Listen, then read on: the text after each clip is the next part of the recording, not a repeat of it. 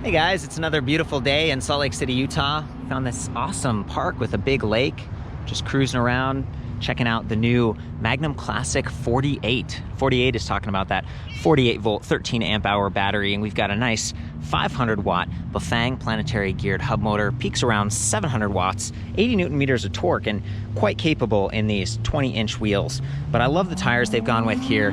They're 2.125, a little bit wider, give you some balance. They're a little bit thicker as well, and I'm told that they're like Kevlar lined for some puncture resistance, and they have reflective sidewall stripes. Gotta love that, especially when you've got a black bike. This bike comes in black and blue, got a little bit of wind going on, as well as black and white. So step through, like this nice wave design. And then over here, this one is the Premium X. Okay, so it's a little bit different. See how it's got the magnesium wheels? They're a little bit sturdier compared to spokes, although those are 12 gauge spokes. They're very thick, very capable. This one also has a little bit of an upgrade on the saddle, some hydraulic brakes, but they're fairly comparable. And I just wanted to show you this so you could see what the high step looks like, because they both come in these two different frame styles. I'm a big fan of the step through.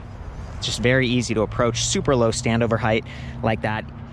Just super easy to stand over. You might be someone who is carrying around some cargo, some groceries. They've got this rack with a bungee latch at the bottom here, and then this spring latch up top. Maximum weight 27 kilograms, so that's like 59.5 pounds. That's a little bit above average. Most racks I see are 55 pounds or 25 kilograms, so that's nice. And I was talking about the reflective sidewalls and visibility. They also have lights, so these are not integrated. They use independent AA batteries, so 2 for the rear one, 2 for the front one. You can see that little switch right there. Click it on, got a couple LEDs and a nice big reflective surface. That's important to me, especially on a lower bike like this. These 20-inch wheels, they bring the bike kind of closer to the ground. It's approachable. They give the motor a mechanical advantage. They tend to be stronger, the wheels, because the spokes don't have to be as long.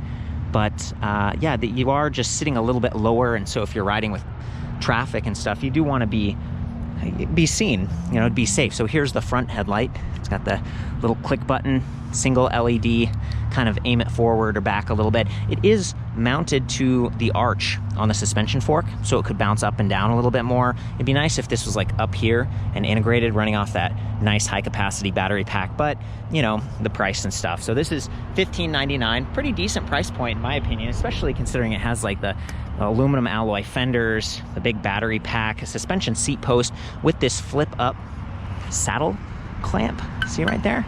Very nice. You're going to be able to get the battery off a lot easier, and the battery even has a little USB charging port built in, so if you did have an aftermarket light, you could run your own USB cable. It's a long way to go, but maybe in the rear, or you could have something in a trunk bag and be charging it while you're riding. That would be pretty cool. Here's the charger for the bike. It's about 1.5 pounds and it's 2 amps, so it's not the fastest. It's kind of generic, I guess. It, you know, gets the job done, and it has this nice metal end point, which is great because if you drop it or if it gets stepped on, it's not as vulnerable as plastic. And that's going to plug in right here on the battery pack. See that? Very nice. Got a little cover, and then the ignition right here. So you kind of push this in and twist to unlock it, and then you could slide the battery up and out like that.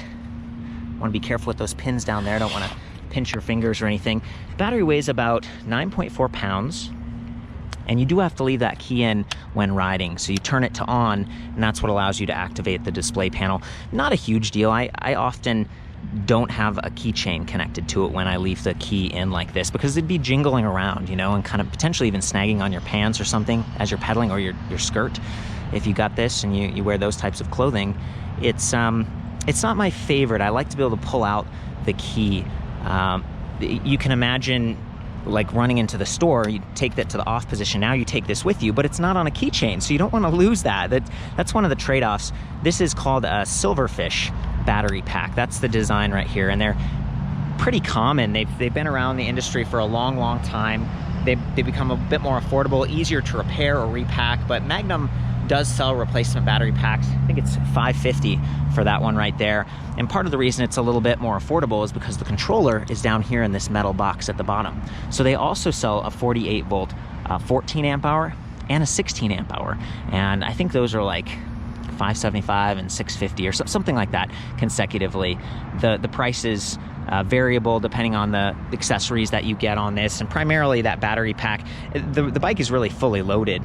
Even though the suspension fork is a little bit, or the suspension seat post is a little bit basic here, it's only 40 millimeters of travel, it is nice, and combined with the rubber bumpers and the tires and that suspension fork, also pretty basic, doesn't have lockout or preload adjust, it just sort of is what it is. It's still a complete package, and they sell these at dealers nationwide in the US, Canada, they have some dealers in New Zealand and Israel, so these guys are global, they've been around for a while. Last time I reviewed this bike was like 4 or 5 years ago, and they had a 350 watt motor and 36 volt battery. So again, 548. So we're getting a lot more power, higher capacity, and it's a really punchy bike. This is actually a speed pedelec. It can go up to about 25 miles per hour in pedal assist mode. It also has a throttle, and the throttle gives you full power at any level of assist, even 0. So it's kind of like a little scooter that way if you want. That only goes to 20 miles per hour. And on a folding bike, especially with those smaller wheels, I mean, you really feel like you're zipping at 20 or 25 miles per hour.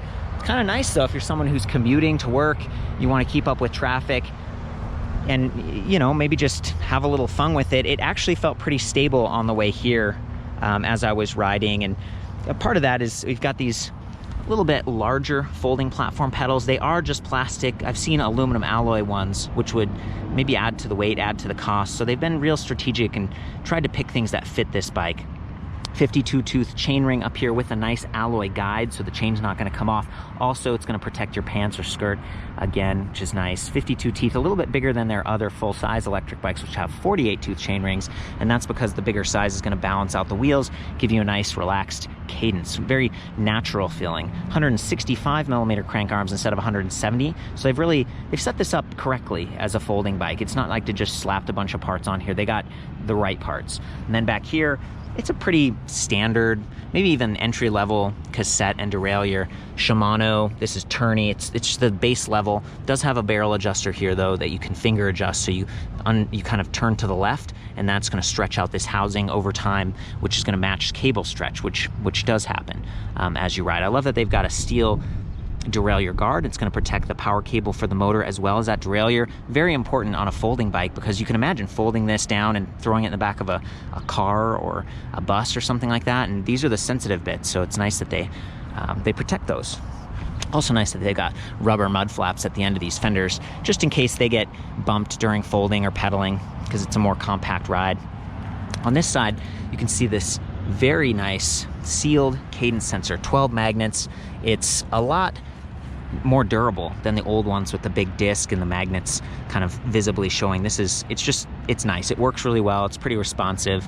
And then back here, you can see our mechanical disc brakes. So we've got 160 millimeter rotors, front and rear. Nice big Tektro 4-finger levers with the integrated bell and motor inhibitor on both the front, or the left and the right, the front and the back.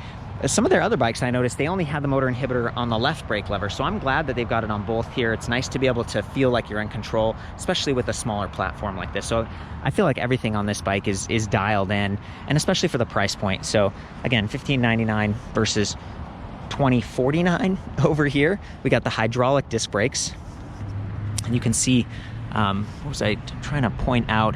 Very similar battery. I think they're actually interchangeable. But there we go, zoom in. These are dual piston calipers.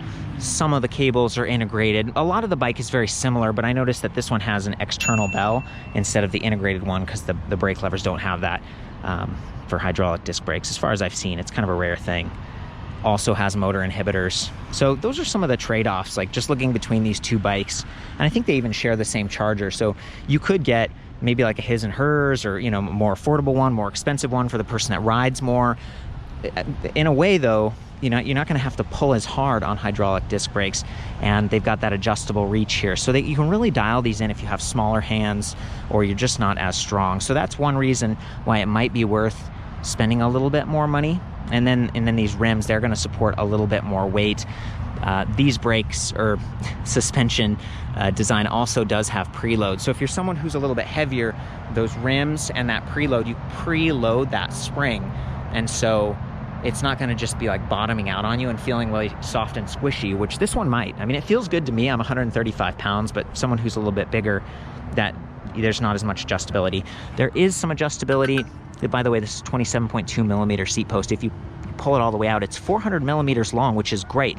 A lot of seat posts are just 300 or 350, so they're giving you a lot of extra height to work with. And there's a telescoping stem up here, so like 120 millimeters of height adjustment on that, really nice. And then 400 millimeters back here. In the bottom of the post, there's a bolt, and you can actually loosen or tighten it, and so that's preload as well. So you can preload the spring. It's kind of a basic suspension seat post. I mean, there are other ones out there, and in fact, Thudbuster has a long, I think it's like a large size, and I think it comes in 27.2 as well, but it's a lot more comfortable. There's an elastomer in there instead of just kind of a spring design. So I would consider putting some money into those things, but it really depends on how far you're riding, and you can do a lot with the tire pressure, just lowering the pressure and kind of creating some comfort that way. So I've got Alec here. He's from Magnum, and I was going to ask him to do a folding example on this bike. So just go right for it, man. I think first thing you do is the pedals. Yeah, we'll fold those pedals in. Okay. Next thing I'll do is I'll make sure that my handlebars are folded up so I can easily grab and fold. Okay. Put a lever here. I want to release that. Swing it out and pull up on it. So that's an extra level of security and safety. We have to kind of pull it up. Correct. It's great. Swing that around. Huh, look, there's a spring in there. And we'll want to kick that kickstand up. Great job. Huh, okay, great. We were back at the shop and we folded this up, and I did some measurements. I took some pictures so that you can get an idea of whether this would fit into your closet or your garage or something, but that's nice. And about 57.2 pounds is what we weighed this at, like as shown with all those accessories. So for me, this is like fairly complete. Maybe. Okay, one thing we did was extend the stem like pretty high up, maybe not all the way, because see, as you turn, these cables start to stretch a little bit. So you want to make sure there is a minimum insertion point. We're actually a little bit beyond it right now, but I just wanted to show you what this looks like at its highest its highest setting. And same thing with the seat post here. It's relatively high, so even if you're someone who's very tall, your reach is going to be a little bit short, but at least your pedal strokes are going to give you like maximum extension, which is gonna add to the comfort. So back here at the battery, we've turned it to on. Press the power button right here. We got the C6 display. This is one of their nicer displays, so it's pretty big. It's centrally mounted. You can see a little bit of scratching happening just on that plastic film, just from folding it and stuff. So this is potentially vulnerable. It's not removable. There's no USB ports on it or anything, but it does swivel to reduce glare, which can be really important on a sunny day like this. Power, we have 6 ticks. Pedal assist, it always starts in 1, and the throttle is hot. So if I bump that right now, maybe I'm folding or unfolding it, that motor is going to kick on, and that could be a little bit dangerous. So I recommend getting on the bike before you turn the display on. Speed in miles per hour, 4 kilometers per hour. Odometer, timer, trip 2. Just press the set button here to cycle through those. Battery management system, it's at 52 volts right now. It's like super full. 5 ticks on that infographic. So each tick is like 20% step. It'd be nice if that was like 10 ticks or maybe a percentage readout, but again, that's just kind of what they're working with here. This is DOS kit hardware, and you can see that label right here on the really small trigger throttle. I really like that because it's not pushing the brake levers too far in. And then we've got that grip shifter, which is nice for someone who might not be as familiar with trigger shifters. It's really easy to understand. Ergonomic grips, not locking, but they are pretty comfortable and they match the saddle and everything. So, we've still got some pedals here that we're gonna unfold. And then I want to point out that based on where the kickstand is, you can get pedal lock, which is where if you're backing the bike out from a garage or something like this. I feel like this is a pretty well balanced bike. It's using a lot of proven technology. I like that they've got the colored rims and everything too. All in all, I mean, it's a pretty nice setup here. I think there's a couple more settings. If I hold the minus key, we can get walk mode going like that, which is going to be useful if you get a flat tire or maybe you're walking through a park and you've got a heavy load on the back. If you hold the plus button, you get backlighting on the display, but again, it does not control those lights, so make sure you turn those on and off manually each time you ride. Try not to forget. If you hold plus and minus, there's kind of a password that comes up, and your dealer can help you with that, but basically it's going to let you adjust the top speed. You can actually lower it, so someone who feels like, oh, I don't want to go too fast on a folding bike, I want to stop at 15 miles per hour, you can do that. You could also completely remove that trigger throttle and turn this into a class 2, or a class 1, I'm sorry, because with no throttle, it becomes class 1 if you lower the top speed. So I categorize this as like class 2 and class 3 on the website because it's sort of flexible in how you set it up. think that's about it. I'm gonna hop on this thing. Love that little bell, and do a little ride down here. I noticed that on some of their bikes you can press minus and it goes all the way around, but this one isn't doing that for some reason. So I'm gonna press the plus button all the way up to 6. Could be a little bit precarious, but I'm gonna go down to that sidewalk and show you guys just how powerful this thing is. Here we go.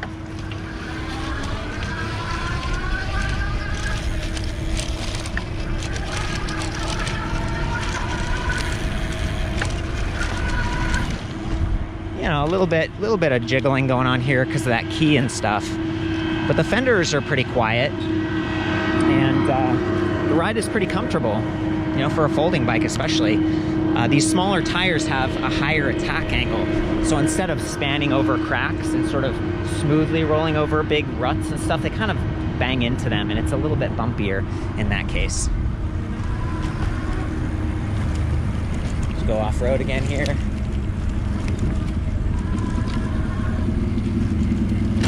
There we go. Handling those ruts like a champ. And we're gonna do a little hill climb test here, because with the motor in that smaller wheel, you do get the mechanical advantage. So here's a hill. Again, I'm 135 pounds.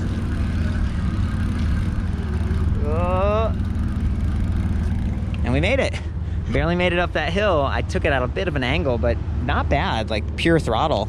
And that's probably not possible with their older motor designs. So kind of neat to see this thing. Thanks for coming out with me. Alec, do you mind maybe hopping on this one and I'll hop on the other one? Let people see back to back. There we go. And then this one is set to on. See, that's the keychain thing, so you might hear that jingling around when we ride. There we go. We could just go down on that sidewalk. Take this, let's see here. Yeah, see, this one goes around. It's the same display, but when I pressed minus, it went from 0 all the way to 6. So maybe the software on that one's out of date or something.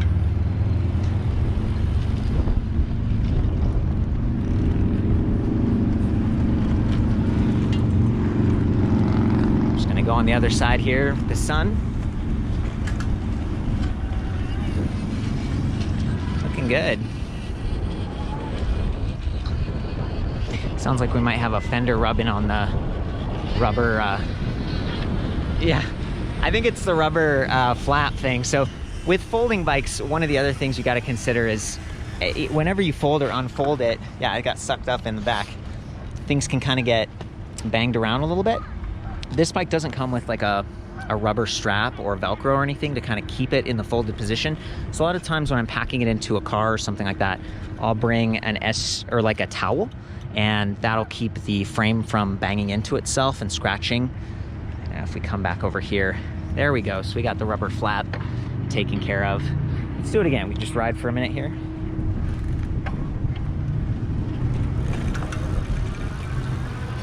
Much quieter.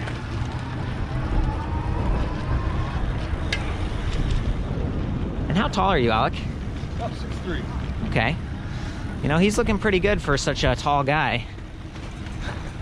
That's sweet. Hey guys, we're back in the shop. This is their headquarters, Salt Lake City, Utah, and I just wanted to show you the gloss white with blue accents, how that looks. It's a nice step through. I think this one's the Classic 48 right here. Looking really nice. One thing that their bikes don't have, the folding ones, is bottle cage bosses. So I wanted to point that out. It's a little bit of a compromise. This is my workstation over here, and here is the Premium X. Same thing, no bottle cage bosses, but you get a little trunk bag back here and put maybe a little bottle holster, or sometimes there's cup holders up here, but it can get a little bit tight because there's kind of a short reach. I want to compliment Magnum because you can see there's a little cutout on the seat tube, and then the collar, quick release collar, it goes in like this, so it doesn't actually make contact with or get in the way of that Silverfish battery. That's kind of nice because some of the other companies don't do that, and it's sort of hard to get it aligned. Okay guys, I think that's about it. It's been kind of an adventurous review, but such a beautiful day, a wonderful place to go riding. For the full written review, I'll see you back at ElectricBikeReview.com, where there's like a little comparison tool. You can check this box and see like the differences between last year and this year, or between the Premium X and the Classic 48. Ride safe out there. Love you guys. Have fun. We'll see you next time.